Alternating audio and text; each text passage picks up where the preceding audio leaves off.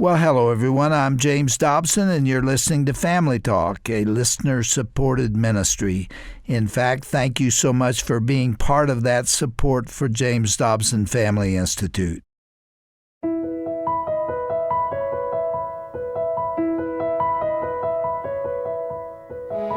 Hello, and welcome to Family Talk, the broadcast division of the Dr. James Dobson Family Institute.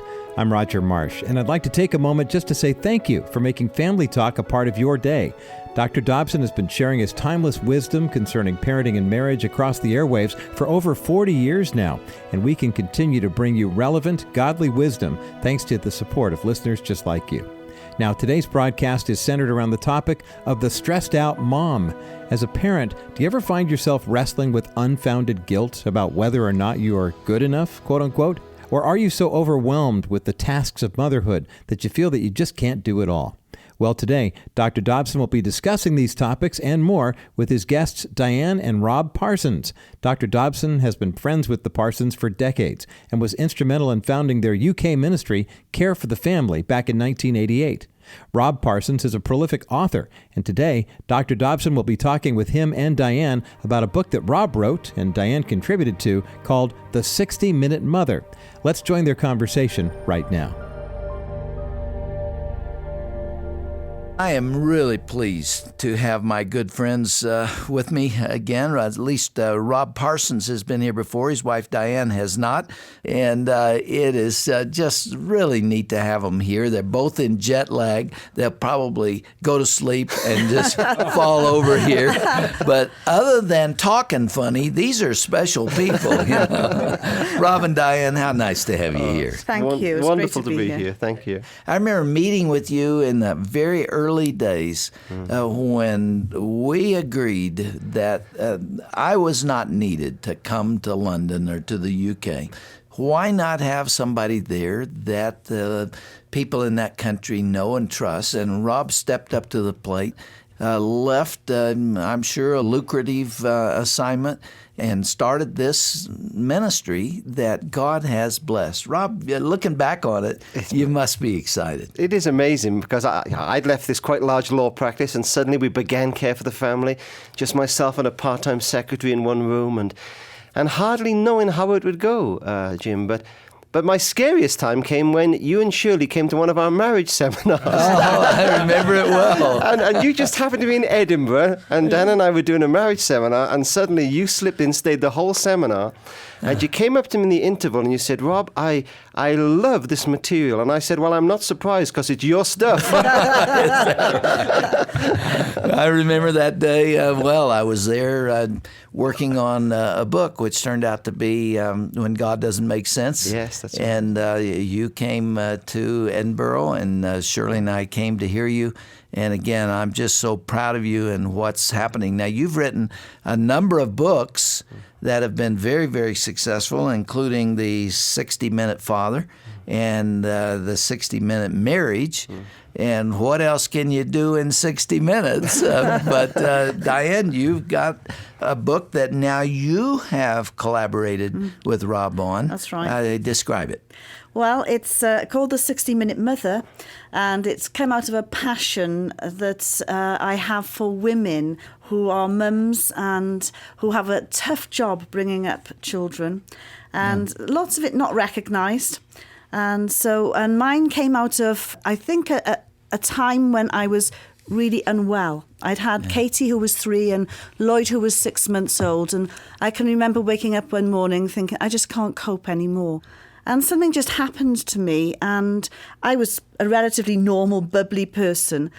But something happened, and I can remember waking up that morning thinking, I cannot cope anymore.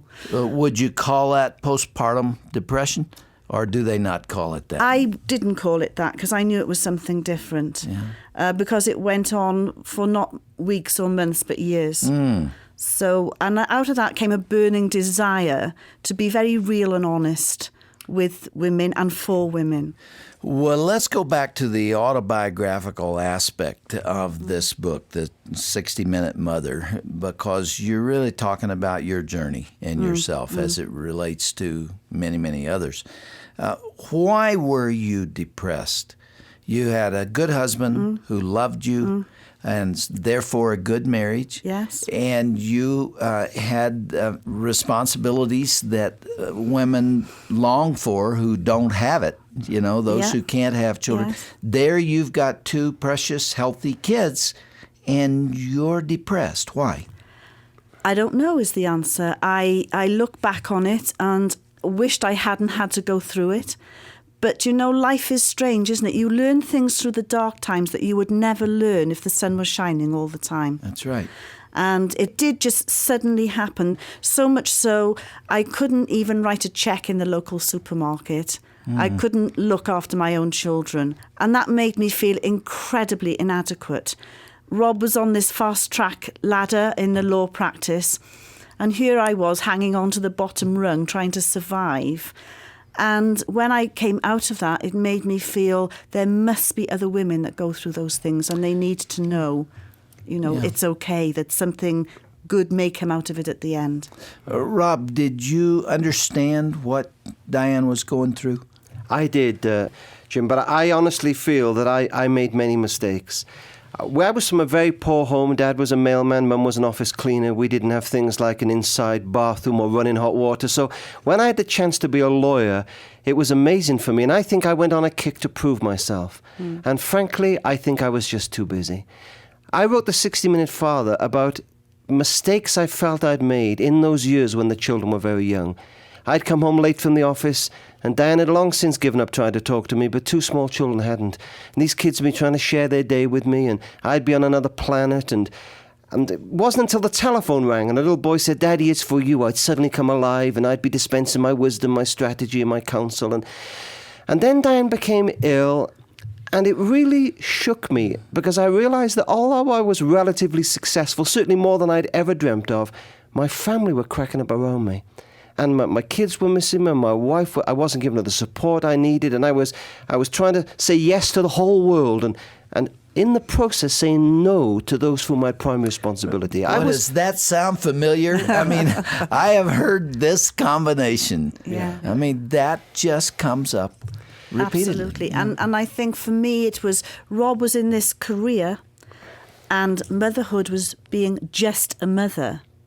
And I thought, is this all worthwhile? Is this job worthwhile? Because it never seemed to me that anybody ever praised mothers for the job that they do at home. They still don't, do they? Not really. Not really. You probably suffered from low self-esteem at that time. Very low and self-esteem. And felt like a very bad mother. Very low All those self-esteem. things go with it. Absolutely. Yeah. In fact, I can remember being at a Law Society dinner with Rob. We were sat around a table similar to this, and a young lawyer woman said to me, "Hi, Di, how are you? Do you work?" And I just wanted the floor to open up and swallow her. And I can remember thinking, well, do I work? I know that I have two children that are totally dependent on me. And I know that the hours I put in are probably a lot longer than the hours that she puts in. But I can remember muttering back, I'm just a mum at home with children. But somebody gave me something years later, and I have some sympathy with the woman who wrote this. Yes, I do work. I'm in a programme of social development, and at present I'm working with 3 age groups. First with babies and toddlers. That involves a basic grasp of medicine and child psychology. Next, I'm working with teenagers, and I confess the programme is not going too well in that area at the moment. And finally, at evenings and weekends, I work with a man aged 39 who's exhibiting all the classic symptoms of midlife crisis. That's mainly psychiatric work. The whole job involves planning and make it happen attitude and the ability to crisis manage. I used to be an international fashion model, but I got bored. Oh, that is great stuff. And I tell you, the women who are mums at home, when I say that in these seminars, they are so relieved. And to just tell them that they are directors of social development, you can see their heads rise and self-esteem just build in them. You know, I actually had some wonderful. business cards printed for Diane which said Dianne Parsons, Director of Social Development. And she noticed that when she was in government buildings or somewhere and they asked for what she did and she gave them this card, they really treated her well. Oh, yes, it was amazing. Yeah, that's a sad value system of the culture that says it's absolutely. not worth a woman's time to raise children. The husband is a key to it because if he values her, she can make it. That's right. And if he doesn't, then it becomes really difficult. Absolutely, absolutely. Yeah. Diane, we can't leave you in a state of depression. How'd you get out of it? I just believe God gradually brought me out of it. It was a long, long time. And it was a time when I couldn't even go to church. So we opened our home to a group of people who were struggling, because I was struggling with my faith. And lots of people came in, all different walks of life, including mums. And it was a long time before I came out of it. But when I did eventually get a lot better, I felt I wanted to give something back in to these mothers who might be going through the same thing. So I get days now where I still feel tired and I have to be very careful. But I do feel a lot better. And I just really, really want my life to be able to share with mothers and women how special they are. So you began to come out of it when you began giving to others. Do you know, I don't even know that. I think that it just went over such a long period of time, and I had to, in that time, have mums into the home because I couldn't go out. So it was a gradual process, really. But I did come out of it, and I really believe that God wants me to use it as a great tool to get to other mums and ladies. But that is an interesting comment, Dr. Dobson, because the church got behind us and asked us to open our home in this way, and we called it for strugglers, and it was for people who kind of had lost their faith or had no faith or were going through some emotional difficulty, and people crowded into our home once a week. In fact, we still hold it. We still have that. That was before Care for the Family. Yeah, that was long before Care for the Family. And I think there were the seeds of Care for the Family, because we discovered a principle of the faith there, which is at the heart of all we do now in Care for the Family. And Diane calls it the power of weakness. The world is full of successful people who've got it all together, and they're nice, but they don't help us too much. We need people to come and say, me too, and then to introduce us to God's grace. And there is a sense about vulnerability that allows people to find answers in their own life and to see the grace of God in all. So those strugglers' evenings were remarkable times. And my respect and love for Diane just grew and grew as I saw this. I saw a whole new woman emerge out of this experience. Just frightened the life out of me. Diane, were your children affected? How did they cope with your illness? Well, they were very young, but I can remember sitting in a chair very clearly thinking, do I love my husband? Do I love my children? And I look back now, and sometimes I get a pang of pain to realise that Lloyd didn't have the bedtime stories from me, that Katie did. And I just look to heaven and say, God, this is obviously not my problem, but I'm sad nonetheless. But I don't think they have been affected long term by it, no, because Rob was in the background, and I have to say he was amazing with time that I could not give. Yeah. They're the standard questions that women ask when they go through something like this. One is, am I worthy as a person? Do I have any value at all? Right. Does anybody love me? Am I a good mother? I'm probably not. Do I love my kids? And then you come to the real kicker. Satan really throws this one at you. Is God there? Does he care? Does he know? Oh. Does he value me? I often thought that. I often thought that. You get the wrong answers to those 5 questions, and it's a difficult season of life. You call it the dark times. How common is rather irrational guilt in the women that you're talking to? Very common. I think, as somebody once put it, guilt comes with the umbilical cord. Most women would feel guilty of, are they a good mother? Are they a good wife? Are people sort of looking at them and thinking, are they doing a good enough job? So it's a real issue. Guilt is a huge word for women today, especially those mums at home with children. Yeah. Rob, what about unrealistic expectations? You talk about that in the book. Well, I sometimes think that we begin with our kids and we honestly think that for a while we're the perfect parents. And we are going to produce the perfect children.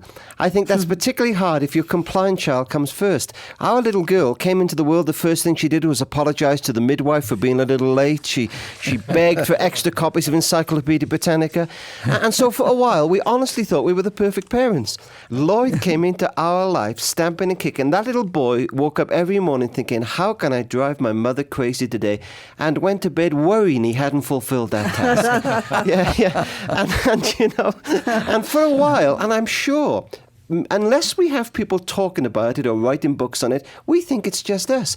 Where did we go wrong? Where did we go wrong with this child? We did everything the same as we did with the first, but they're different. And I think it's especially true in the teenage years. But that's the time when lots of mothers feel guilty. Yes. Guilty that they've made a terrible job, that they're a failure, and that nobody else could have gone through that as badly as they've gone through it. I can remember looking at Lloyd and thinking, you know, when he was about 11 or 12, you know, he was never going to leave home. He was always going to be around me. And suddenly, as you say, here was this teenager totally switched off from me. I mean, I could only get through to him by almost taking a grunting degree. And it was, you take it personally. Sure and you you do. say to people, don't take it personally. But it's so hard not to take it personally. Then you feel the failure. You know, Diane, there's another aspect of this that I talked about in my book, Bringing Up Boys, which I think would be helpful to mothers to see. Mothers stand in the way, to some degree, of a boy becoming a man. You see, as long as he is linked to her and it's a mommy little boy relationship, he can't be a man. So he denigrates her. He attacks her. He belittles her, as your son did, as a way of moving you out of the way so that he can identify with his father and be a man. It's a perfectly normal thing, but you have to understand what's taking place there. Absolutely. Boy, Absolutely. that's very powerful. Interestingly, though, I still get quite hurt, I suppose, is the word I'm looking for, if Lloyd phones Rob a lot more often than he'll phone me. So is that normal? Is that natural? It is normal, and you ought to encourage it because he's saying, in effect, I'm a guy like you. Yeah. That doesn't mean he doesn't love you. Right. You have a role to play. You will always be his mother. You're the only mother he'll ever have. And as he gets a little older, he will come back to you. But at this time, he needs to identify primarily with Rob. Yeah. That's interesting because I think women need to know that. Because I think there's a lot of Because they pain get that goes on rejected. with that. Absolutely. Yeah. It Absolutely. is perfectly normal Yeah. and healthy, but hard. I can remember Rob being away with a legal practice and him coming home late at nights and I leave a message on his pillow and say, I'm really missing you. I need you. And I believe that communication obviously is the big issue here. And it is hard for some men to not be able to put in any more time. But I think they need to know and understand what a difficult task motherhood is. And when he comes home at night, she yearns for some conversation. And she just doesn't want to hear, how's your day been? Fine. She needs to have the whole in-depth conversation of his day. And I that is the understand. last thing he wants I at know. that moment. And I understand that now. But when the children were small and at home, I needed that conversation. You know, because all I'd done all day was change diapers, feed and pick up toys. And it was just so mundane at the time. And I needed some adult conversation. But you know, that's why, sorry, darling. that's why mother and toddlers groups are brilliant. Yes.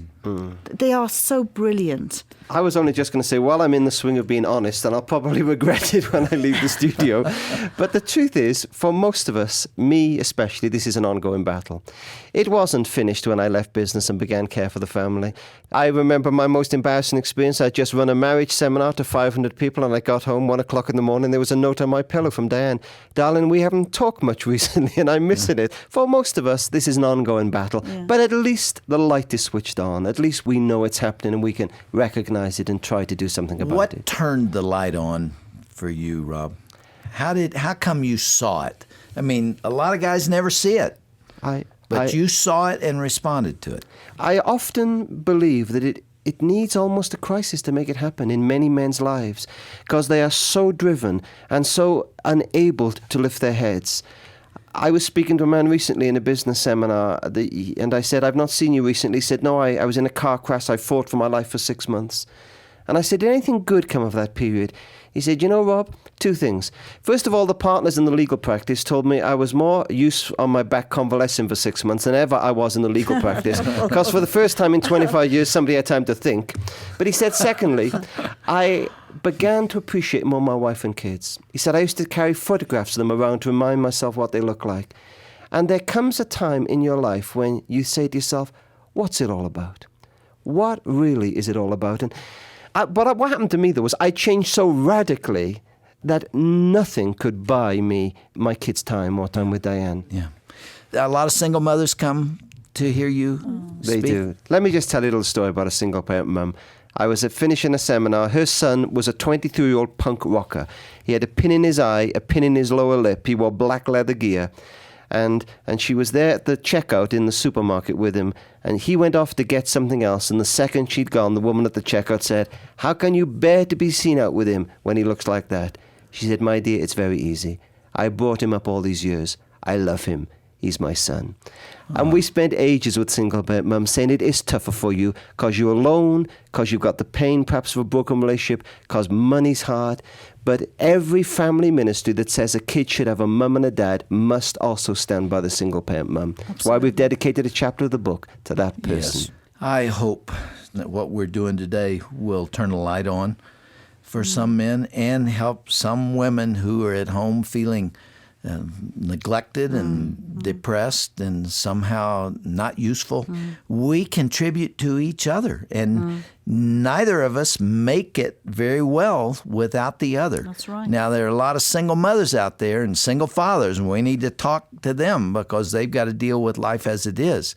And it's never ideal. You know, it's never perfect. There is no perfect marriage. There's no perfect family. And so you take life where you find it. But the ideal situation, or at least the model, is for husbands and wives to build each other up and encourage each other. I've talked many times about what Shirley has done for me. I wouldn't be sitting in this chair if it were not for what she has contributed to my confidence and my willingness to take a risk. A lot of the things I've done have been risky. Leaving an academic position and starting a little ministry with no money and everything else, that's risky. Shirley gave me the confidence to do that. And Dr. Dobson, I believe that also with all my heart. We talked about Diane's period of a depressive illness, and I said a whole new woman came out of that. And often I'm at the back of an auditorium, there are 2,000 women filling it, and Diane is on the stage talking to them about the principles in this book. And I mean what I'm about to say with all my heart. I would now carry Diane's bags all over the world and just enable her I must remember that one. to touch me. You want to write that down? I've got that down now. Bring it up. I will remember that. My goodness, we're just flat out of time. A good little book, The 60-Minute Mother, an hour of reading for a lifetime of love, Rob and Dianne Parsons. My great friends, it's been good to have you all here. Whenever you finish a book, you ring us up, as you say, and let us know because we'd love to have you back. It's been a joy to be with you. Thank you so much.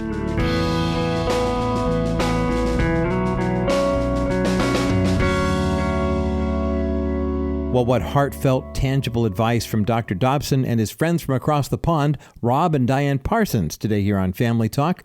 We hope that you have been encouraged by their authenticity today. It's true.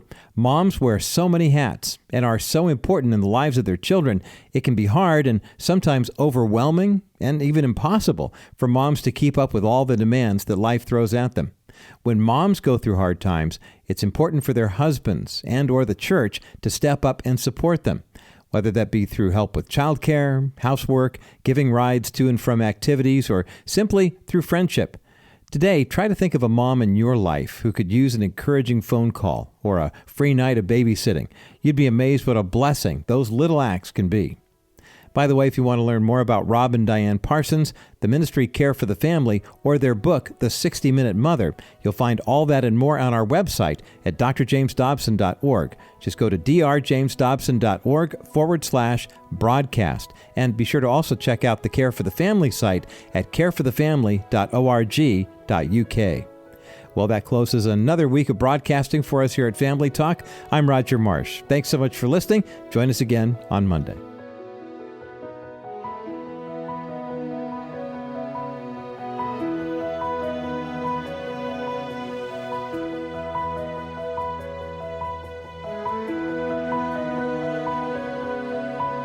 This has been a presentation of the Dr. James Dobson Family Institute.